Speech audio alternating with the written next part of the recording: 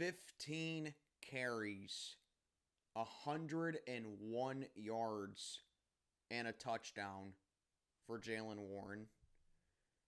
16 carries, 82 yards, and a touchdown for Najee Harris.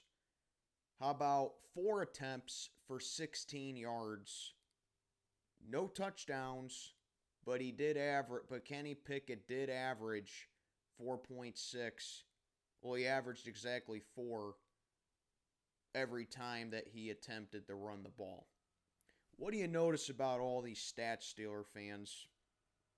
It's that we need to be a running team, and we saw glimpses of that for the most part yesterday against the Green Bay Packers. What is going on, everybody? I am Mac, back with another video. As always, do me a favor, like, comment, subscribe, follow on Instagram.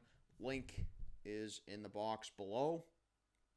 This is my Victory Monday, as the number one thing I'm observing, that I observe personally, and I think that most Steeler fans should have as well, is how efficiently that this team was running the ball on Sunday against Green Bay.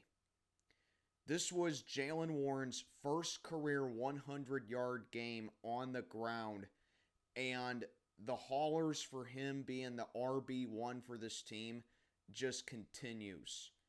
Every single time this dude was handed the rock, it was a big chunk of yards. His longest run was for 20. But you don't even need to get a huge chunk of yards ran to have an effective run game. If you're just getting carry after carry and you are finding ways to pick up yardage when it's not, the best offensive line, I think that's putting it lightly, and you have a bonehead on the sidelines with Matt Canada, like I said in my post game, I am the last person on earth who would defend Matt Canada. This doesn't change my opinion of him. I still think he needs to be fired. I still don't think that he's the OC of this franchise going forward. But when Jaylen Warren is making stuff work, that's a good indicator that the offense is improving. Najee Harris, I've been tough on this guy pretty much his entire career, especially over the past couple of seasons. But how can you blame him, and how can you put any sort of negativity on him from yesterday, and even the Titans game in some aspects, where he's scoring touchdowns, he's doing a little bit of a better job with finding open lanes, and he's now becoming a little bit more of a physical downhill runner. Still, I want that lead blocker. I want that guy on the O-line. I want it to be Darnell Washington, and I want it to either be Connor Hayward, or we draft someone like that in the spring. But how can you fault Najee Harris at all for his production for these past 2 games? And look, Kenny Pickett, I'm not sitting down here and, saying I take back what I said about him. I'm not going to do that. I still stand by what I say about him. And yesterday certainly doesn't help the case with him. But there's one thing about him that I won't ever question about him. It's that when he is able to make a play with his legs, and he's able to find an open gap when it's his instinct to run the ball, because we know that he loves to stare down receivers. We know that, he's still forcing passes, but there's one thing about him I will never deny. It's that he knows how to pick up yards with his legs. And you saw that later in the game where he was running free, he was out of options, and he's like, I'm just going to take this myself and get the first down, and give himself up. That's the only thing that I will never question Kenny Pickett about.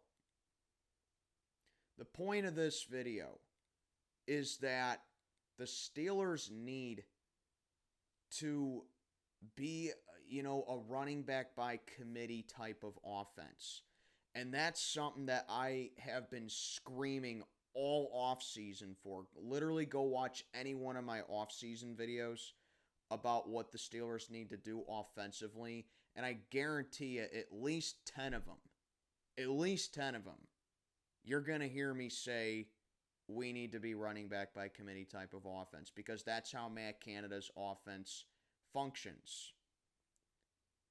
And I think the verdict is out, and it's been out, that Jaylen Warren has to be RB1 for this team going forward, because I think that he benefits Matt Canada's offense better.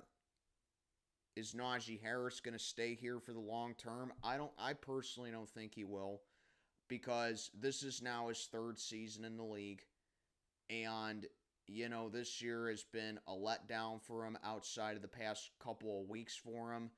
But if it's gonna be another one of them seasons to where it's like, yeah, he cracked 1,000 yards on the ground again for the third year in a row. You got to give him a massive dub, especially with the O-line that he has. My counter argument with that is, yeah, he's hitting 1,000 yards, which is great and all, but he's not really improving. He's being productive without actually improving. But if these past 2 weeks with Najee is an indicator of what he can bring in his final season, pretty much in his rookie contract, he may just shut me up about we need to move on from him. We can get a good overhaul for him. We need to trade him for a first or second, whatever. But one thing matters most as far as the backfield goes. You got to get Jaylen Warren to be your RB1 going forward. Because while Matt Canada's offense, like I said, is incredibly flawed, to say the least, and his play calling just stinks, if you give Jaylen Warren a significant amount of carries, and I'm not calling, 15 carries, a significant amount. To me, a significant amount is at least 20. But if you give Jaylen Warren the touches that Najee's been getting with us, and you make him as significant as what you plan Najee to be in your backfield, then I think this offense has a way better chance of being successful. Because, look at the game. He had his first career 100-yard rushing game on Sunday. When we were incorporating the reverse end sweeps, Calvin Austin was getting involved. We tried to use Connor Hayward a little bit more, who's a fullback tight end hybrid. I still haven't seen enough of Darnell Washington. I think a lot of other Steeler fans would want to see Darnell Washington more specifically block up on that O-line, because it's hard for me to pay attention to the O-line.